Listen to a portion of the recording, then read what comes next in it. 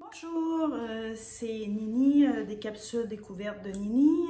Aujourd'hui, pour faire suite aux autres vidéos au sujet du survivalisme, je vais commencer à vous parler de ce qu'on appelle communément le sac d'évacuation. OK? Donc, un sac d'évacuation, c'est pas bien compliqué à comprendre, c'est un sac à dos. OK? Vous pouvez choisir de différents formats.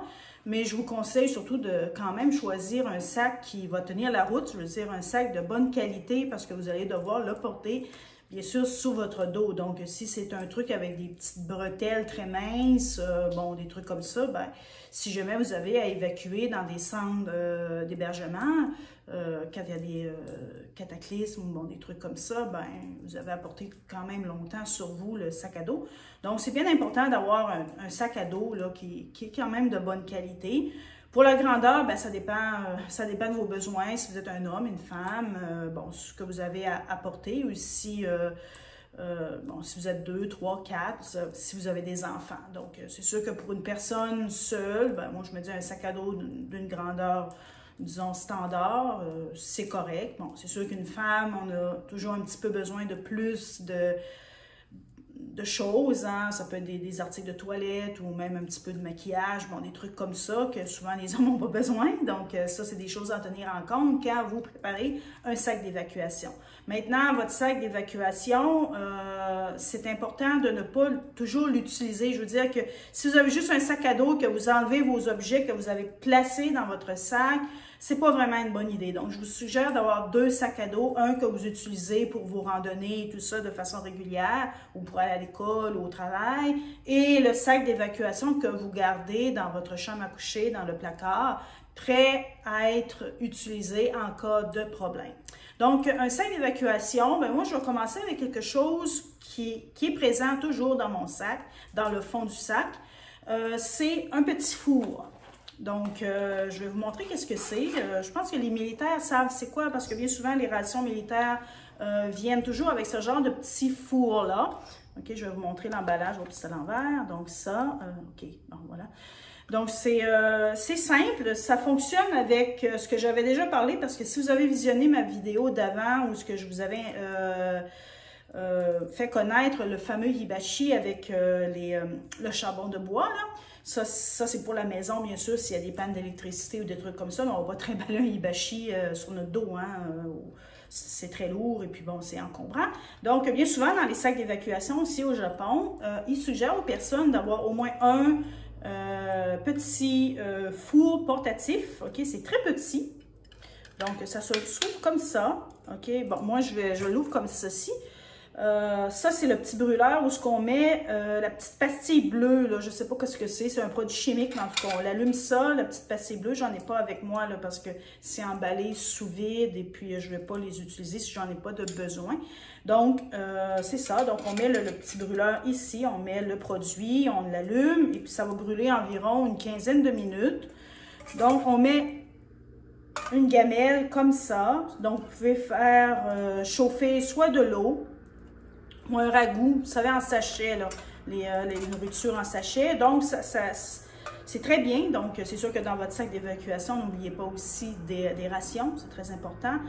Souvent, moi, j'ai des stews, des trucs comme ça. Je vous montrerai ça dans une autre vidéo. Mais aujourd'hui, je vais juste vous présenter ce petit four-là portatif. Moi, j'en ai 2 parce que, celui-là, il serait par exemple pour la nourriture, le stew ou le potage de riz ou des trucs comme ça. Et l'autre, ça serait pour de l'eau.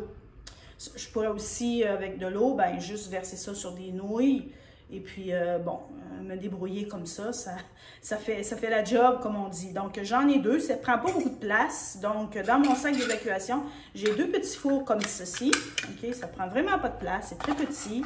C'est compact.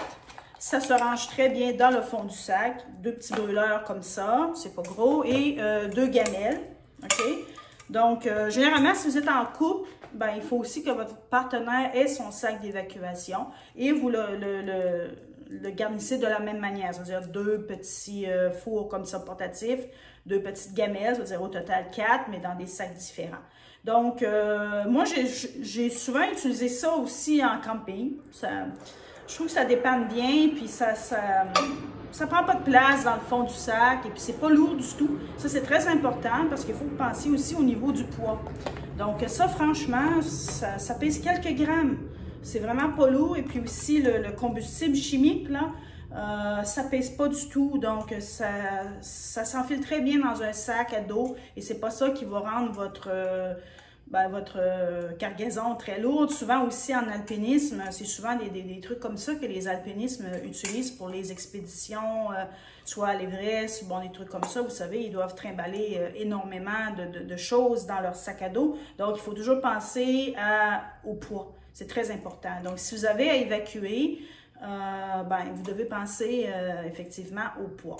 Donc, c'est ça c'est les petits fours. Donc, ça peut être très utile parce que dans les centres d'évacuation, bien sûr, ils vont distribuer de la nourriture. Mais quand ce qui est arrivé au grand tremblement de terre de 2011 avec le tsunami, souvent, les catastrophes, c'est que ça arrive et ça nous prend de court. Hein, on est dans les centres d'évacuation, bon, les gens arrivent, ils sont désemparés, ils sont affamés, ils n'ont pas mangé peut-être depuis plusieurs heures.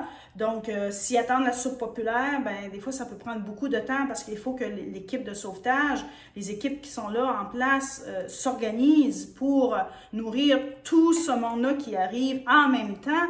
Donc, souvent, ils disent dans les sacs d'évacuation d'avoir des petits fours comme ça, portatifs, et quelques rations. Parce que si jamais vous arrivez en centre d'évacuation et que, justement, tout le personnel est pris de court, ça se peut que vous ayez malheureusement pas à manger dans l'immédiat. Donc, si vous avez vos sachets de nouilles, 2-3, ça peut être assez, 2-3 sachets de nourriture instantanée, bon, des trucs comme ça. Donc, et 1 ou 2 bouteilles d'eau. Hein? Donc, pour faire bouillir, parce que ça se peut que l'eau courante soit aussi également coupée dans le centre d'hébergement.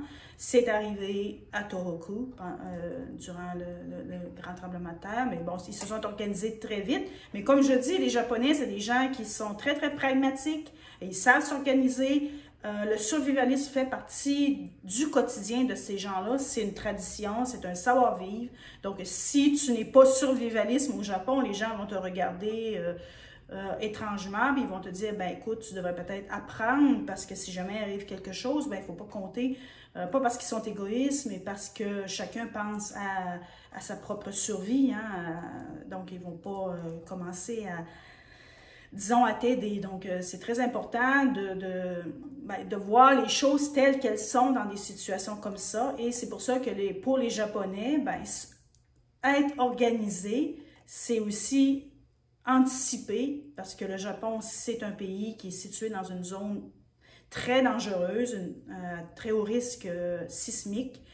Les tsunamis, les tremblements de terre, les typhons aussi, parce que, bon, bien souvent, un typhon, c'est une tempête tropicale, un ouragan, comme les ouragans, les hurricanes, tout ça, ça engendre aussi des tornades, donc il y a des gens qui peuvent tout perdre, il y en a beaucoup qui se retrouvent pendant plusieurs semaines coincés dans des centres d'évacuation suite à des typhons. On n'y pense pas, mais s'il y a une rivière qui déborde, par exemple, ça peut créer des inondations terribles, et puis les gens perdent tout, et puis ils se retrouvent dans des centres d'hébergement.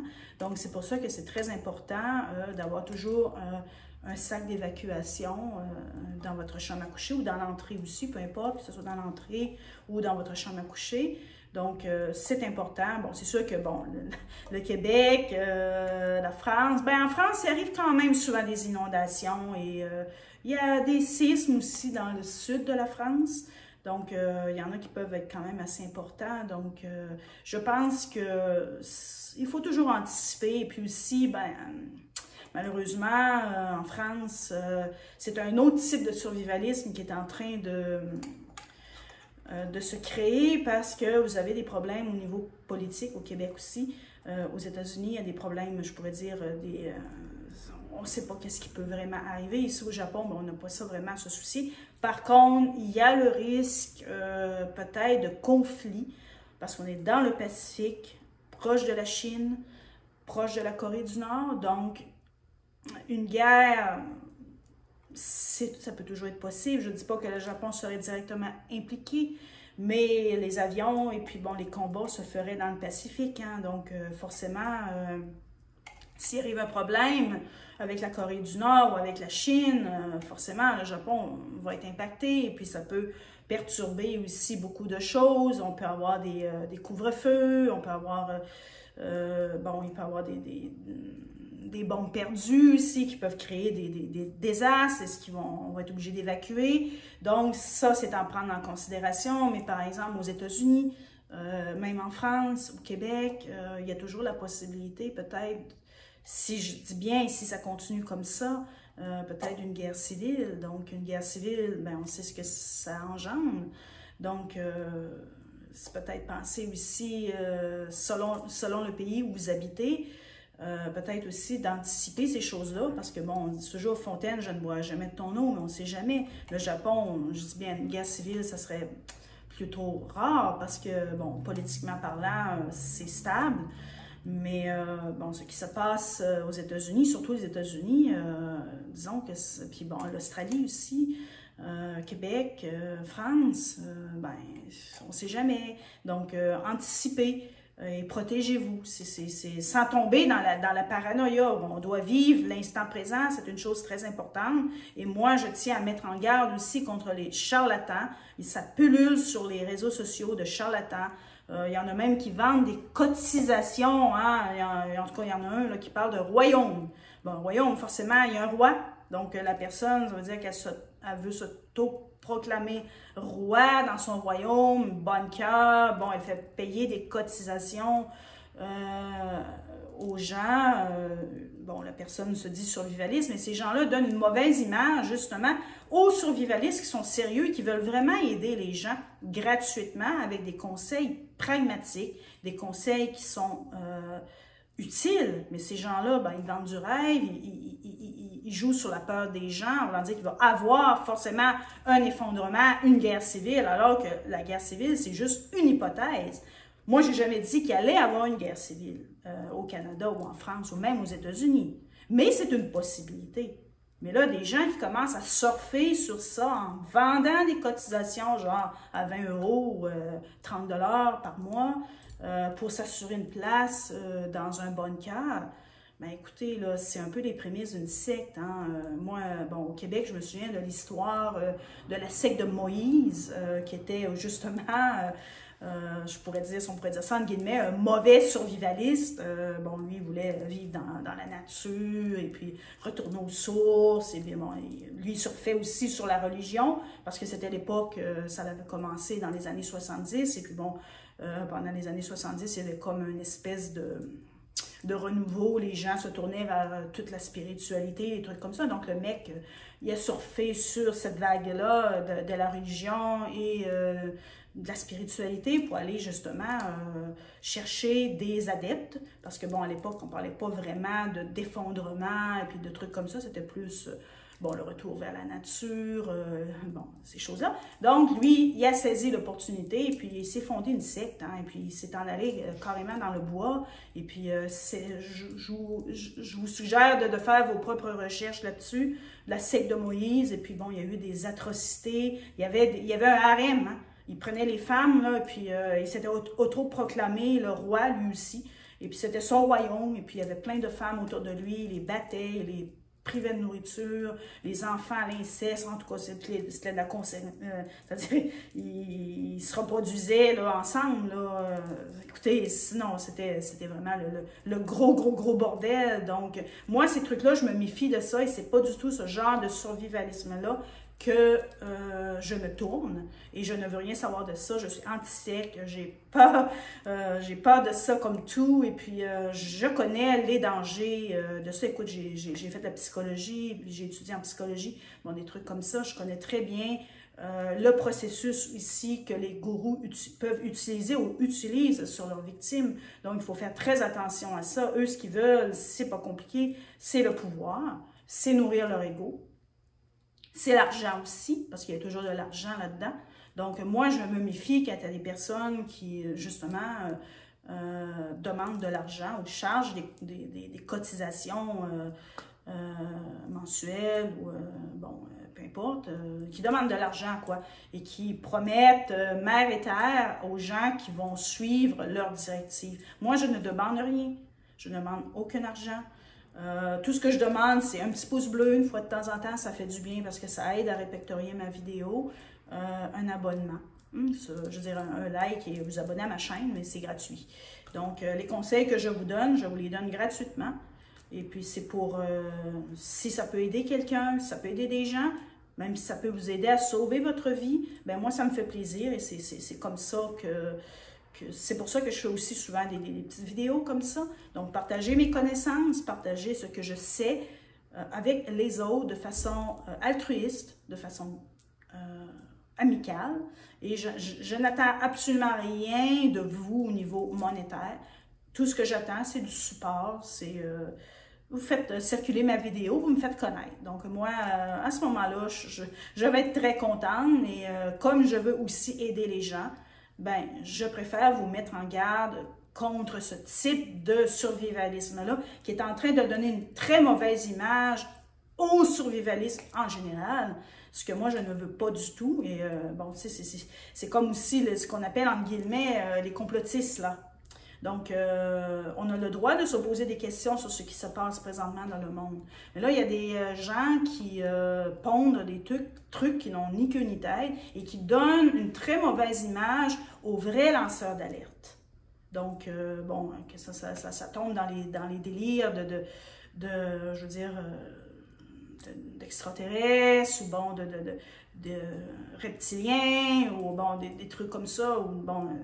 des francs-maçons, bon, qu'à un moment donné, c'est que ça devient tellement ridicule que les vrais lanceurs d'alerte ben, sont amalgamés avec tout ça, et puis finalement, ben, il n'y a plus personne qui se comprend, et puis tout le monde est mis dans le même panier, et justement, on perd de la crédibilité.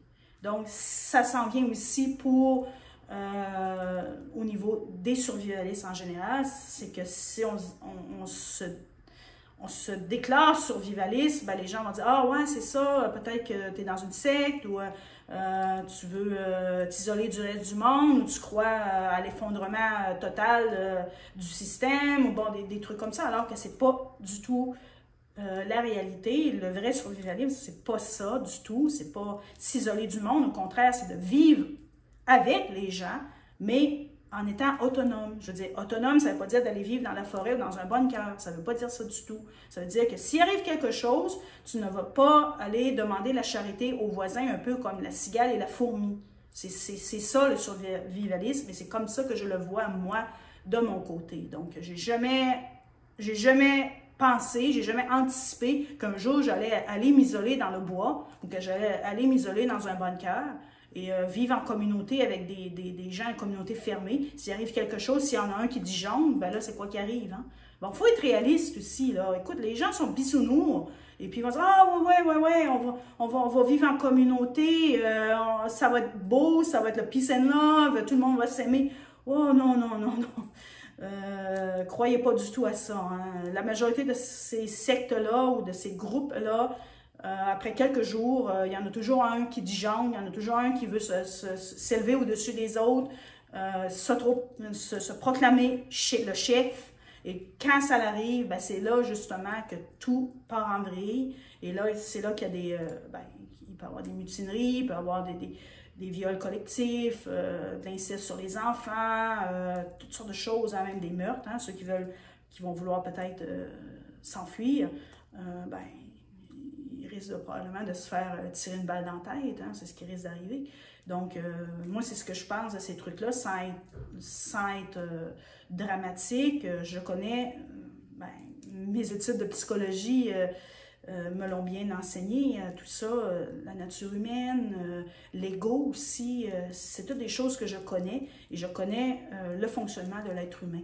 Donc, c'est pour ça que je tiens aussi à mettre en garde les gens, ceux qui seraient peut-être tentés de dilapider leur argent, de donner leur argent à ces gens-là qui vendent du rêve, qui vont vous réserver une place dans un royaume, dans un bunker ou peu importe. Ben, je vous dis, ben, faites ce que vous voulez, mais soyez prudents, OK? Tournez-vous plus vers des personnes qui se disent survivalistes, mais qu'elles vont vous donner des conseils pragmatiques, pratiques, réalistes et qu'elles ne vont rien vous demander au niveau financier. Donc, tournez-vous plus vers ces gens-là et aidez-les au niveau virtuel. Je veux dire, faites tourner leurs vidéos, un petit pouce bleu en l'air, un commentaire, n'importe quoi. Mais vous pouvez les aider comme ça, sans forcément donner de l'argent. Donc voilà, c'était tout pour aujourd'hui. La prochaine vidéo, ben, je vais probablement vous montrer les rations. Je pense que je vais en parler un petit peu des rations et puis des valeurs nutritives et tout ça, les choses qui sont... qu'on peut garder très longtemps sans se soucier de l'intoxication alimentaire, parce que c'est toujours un problème aussi. Donc, je vais vous montrer, moi, ce que j'utilise, ce que je mets dans mon sac d'évacuation et aussi dans mes étagères en tant que réserve alimentaire si jamais il arrive un bris de normalité. Donc, moi, c'est comme ça que j'appelle ça. Je ne veux pas appeler l'effondrement parce que j'essaie de rester positive, parce que toujours se plonger dans du négatif et dans les tragédies, c'est pas bon pour la santé. Donc, moi, je dis un bris de normalité, ce qui veut dire que c'est quelque chose de temporaire. Je peux vous dire que l'effondrement, comme il y en a qui nous parlent, j'y crois pas vraiment. Je sais qu'il peut arriver des choses. Il peut y avoir des pannes aussi Internet qui peuvent s'échelonner sur plusieurs semaines, voire mois, à cause, par exemple, de le soleil, les orages, bon, il y a les orages magnétiques, bon, il y a tous des trucs comme ça, que ça, c'est la nature, on n'y peut rien, l'homme, bon, on est un grain de sable, hein, on n'est pas tout puissant, donc c'est des choses qui peuvent toujours arriver, donc on doit se préparer en conséquence, mais l'effondrement, je veux dire, que tout s'effondre, puis que c'est le chaos, bon, je ne verrais pas pourquoi il laisserait faire ça. Par contre, comme je vous ai dit tout à l'heure, une guerre civile, c'est pas impossible du tout. Une guerre civile, ben, c'est l'effondrement pour les personnes qui vivent dans ce pays-là. Hein? Ça veut dire que ce n'est pas l'effondrement mondial, mais c'est l'effondrement, s'il arrive une guerre civile, par exemple, en France, ben, c'est sûr que ça va faire en sorte que la France, ben, ça va s'écrouler, quoi, là, la situation va se dégrader, il va falloir vraiment penser à trouver des solutions pour survivre et puis se tirer d'affaire dans ce genre de situation-là. Mais je ne dis pas que, que ça va arriver, mais tout est possible. Donc, c'est ça que je voulais dire. Donc, protégez-vous et pensez en conséquence sans trop non plus tomber dans les chimères et dans la panique totale. L'important, c'est avoir des connaissances, savoir ce qu'il faut faire en cas de problème, avoir quelques réserves, quelques outils en main, si jamais ça arrive. Comme ça, vous allez dormir sur vos deux oreilles. C'est sûr que si vous n'avez absolument rien, que vous n'êtes pas préparé, ben, c'est sûr que vous allez moins bien dormir la nuit. Mais tu sais, quand on est bien préparé, qu'on sait quoi faire, moi je dors sur mes deux oreilles, j'ai pas de problème. Donc, voilà. C'était tout pour aujourd'hui. N'oubliez pas le petit pouce, c'est ça, moi, qui m'aide beaucoup. Un petit pouce en l'air, un petit commentaire, un petit bye-bye, un petit salut, un petit coucou. Donc, moi, je suis bien heureuse avec ça. Et si vous voulez, vous pouvez partager aussi, me faire connaître. Je serais très heureuse. C'est beaucoup de travail, hein, vous savez, les chaînes YouTube et puis tout ça. Et puis, faire les vidéos, il faut apprendre un petit peu à se dégêner. Donc, c'est beaucoup de travail, c'est beaucoup d'énergie. Donc, quand finalement, on est récompensé avec des abonnements, des likes, des partages, ben, ça stimule, hein, ça stimule. Donc, voilà.